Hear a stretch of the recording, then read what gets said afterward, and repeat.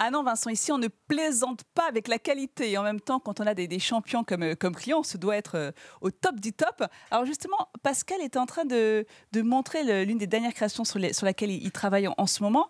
C'est quoi comme type de voile? Alors ça, c'est une voile de croisière hauturière. C'est la voile que tu as vue au plancher, là. Et donc, c'est une voile qui va certainement partir autour du monde. Voilà. Alors, la voile qu'on a vue au plancher, vous allez découvrir tout de suite, car ici, tout se fait sur mesure. Les voiles sont entièrement personnalisées en fonction des demandes des clients. Alors, suivez-moi, ça se passe ici, sur cet immense plan de travail. Alors là, vous avez près de 200 mètres carrés.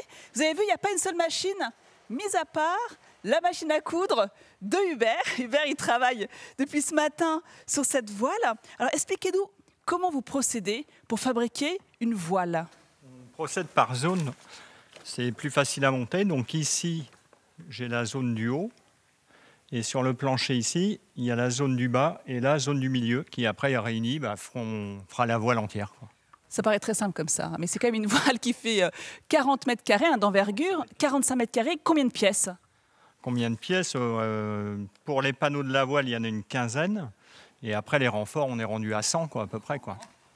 Voilà, 100 pièces pour réaliser une voile comme celle-ci. Mais comment on se repère? Il y a le plan, mais j'imagine qu'il y a le savoir-faire, il y a les années de métier. Et puis, il y a le fait de se faciliter la vie pour monter la voile, quoi, en fait. Donc, on travaille par zone. Donc, je monte mes renforts, les zones renforts ici. Après, on a le bas ici. Et on finit par rabouter les morceaux. Et puis, ça forme la voile entière. Voilà. Je suis toujours impressionnée par ce plan de travail sur lequel vous travaillez. Alors, il le disait à l'instant, Hubert, ça fait plusieurs années que vous travaillez dans cette voile-là. Ça fait combien d'années exactement? En tout, 36 ans. 36 ans de métier. Justement, on a une petite surprise pour vous, Hubert. Pascal, venez nous rejoindre. Une surprise. Ah ça, attendez, il faut que je la sorte de ma poche parce que ça me pique un petit peu la cuisse. On va remettre à Hubert la médaille d'or du travail. Je vous laisse l'épingler. Voilà. Attention. Écoute, mon chat Hubert. Fais attention, ça pique. Alors ça peut piquer. Et oui, tu as quand même travaillé 35 ans durement. Et je suis très content que tu sois chez nous avec cette médaille d'or. Alors, une belle surprise? Ah bah oui, carrément. Oui.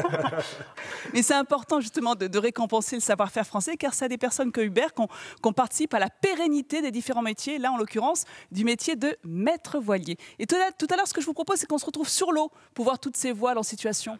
Et oui Vincent, et oui, pour faire la différence, il faut bien évidemment innover. C'est le cas de notre société Piriaquaise. Alors j'avais très envie de vous montrer ces voiles en action, en situation réelle. J'espère que je serai toujours sur ce bateau d'ici la fin de cette chronique parce que ça tangue pas mal. Alors Pascal, je m'attendais à naviguer avec des grandes voiles blanches. Celles-ci, elles sont toutes noires et très rigides. Alors en fait, tu es sur un bateau de course et de croisière, mais là on a emmené les voiles de course. J'avais pas les voiles de croisière avec nous. Ah, donc je suis sur un bateau de compétition. Alors justement, en parlant de voile, c'est vrai que quand on évoque les performances d'un bateau, on parle de la coque, de la forme du bateau, des matériaux utilisés, mais rarement de la voile. Alors que c'est le moteur du bateau. C'est exactement comme ta voiture avec son moteur. Si tu as une belle carrosserie mais pas de moteur, tu ne pourrais pas avancer. Donc un bateau sans voile, c'est comme un morceau de bois qui flotte. Tout à fait. Alors, en parlant d'innovation, expliquez-nous comment vous avez amélioré le quotidien des navigateurs. Alors en fait, c'est une voile de vent fort, si tu veux, qui s'installe à l'avant.